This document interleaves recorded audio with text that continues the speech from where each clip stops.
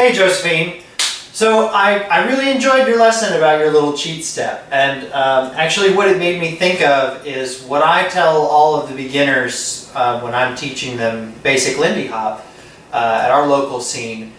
If they're falling behind on the footwork, or if they're struggling with the footwork or something like that, I'll tell them at the beginning you don't have to worry about the footwork, right?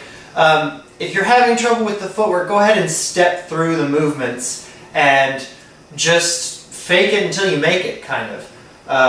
The being able to lead and follow is kind of the more important bit when you're doing a beginner lesson, because the purpose of a beginner lesson is just to give people enough stuff to have fun, right? So at that point, your swing out really becomes, I'm going this way, and then I'm going this way and I'm catching her, and then I'm going this way and I'm sending her out, right? And half the footwork is kind of there. You're just not triple stepping, and that's okay. I think we can all, and I'm talking mostly to myself here, get a little bit too technical with the Lindy Hop, and it can become really imposing. And I think that's something that we could kind of I could kind of stand to get to drop a little bit. That having been said, you are correct. I share your penchant for Lindy Hop snobbery, and I have never actually learned the East Coast dance. When I learned Lindy Hop, it was presented to me as the swing dance, and I didn't know that there were any other styles out there. But I like the way that I learned the Lindy Hop.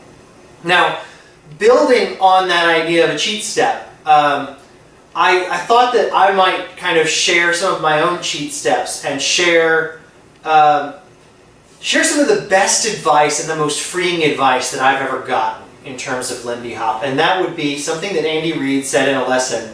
And I came back to him years later and I got to tell it to him because he had totally forgotten.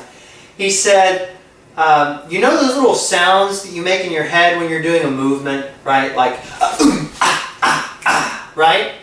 He said, if that sounds good with the music, it probably looks good on the floor. And for whatever reason, that just clicked with me, because I love music. And one of the reasons that I enjoy these styles of dancing is I love the early swing music and I love blues music. And so when he gave us that, it just made sense to me, and I got so much more freedom to experiment. So I wanted to pass that on, and I kind of wanted to share a couple of my favorite steps that I use to fill in space, and steps that I used while I'm thinking, or just kind of some muscle memory things that I've gotten into my head that help me to be more musical. So the first one that I want to do is just, I mean, these are going to be things that all of you have probably seen, right? But heel taps, right?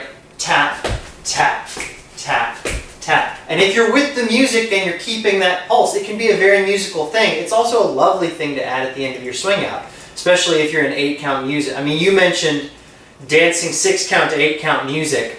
Oh my gosh, the hardest thing for me when I was learning Lindy Hop was when we learned 8-count, the 8-count swing out, and then we learned the 6-count side pass, and all of a sudden my teacher's like, do them together.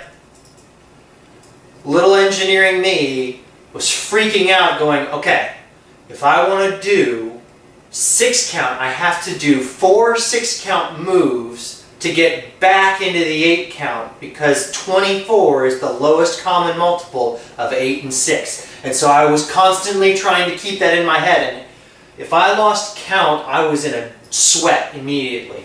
It was crazy. So these are great moves to throw into the end to get you back on count. And so anyway, heel taps, ha, ha. And you can throw that at the end of your swing out really easily. And it's just a simple, easy thing to do, right? Lindy hoppers out there, another really useful tool for you is a kickball change, right? You will run into this in so many different styles of dance, and it's just a fun, easy thing to do. I worked on my kickball changes, and all of a sudden people started coming up to me and complimenting me on my great improvements in my footwork. And it was really funny to me because I had not been focusing on my footwork.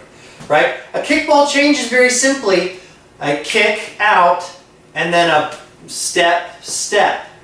Kick, ball of your foot, change. It's really brief, and that's why it's just on the ball of your foot. Kick, ball, change. You can do it either side. Kick, ball, change. Kick, ball, change. Kick, ball, change. Kick, ball, change. Kick, ball, change. Another really useful thing to add at the end of your swing out to kill some time.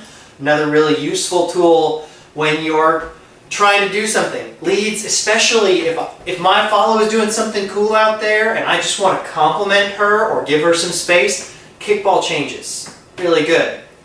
The last one that I want to do is the most complicated of them all, right? And that is simply the groove in place.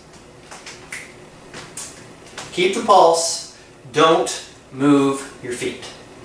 Okay? Now you think that I just made a joke by saying that that was the most difficult thing to do, but I found when I was learning Lindy Hop that it was really hard to kind of break that paradigm and just stop moving. To not, especially as a lead, to not feel like I needed to be doing something flashy or complicated. It just did not feel right, and it wasn't until I gave myself that freedom to kind of experiment and do stuff that maybe was a little bit silly, or maybe didn't kind of fit the paradigm that I had built up around Lindy Hop as this complicated and technical dance, that I really started having fun and really started giving myself the latitude to improvise. So enjoy the simple stuff, I guess, is kind of my point. Horse around, have a good time, and enjoy the dance. It sounds so simple, but as an engineer who had analyzed stuff and had this complicated breakdown for the swing out, giving myself the freedom to experiment with stuff that made me just look goofy and feel silly was one of the hardest and yet the most rewarding things about Lindy Hop, and I would highly recommend it to anyone else out there who's in my same position.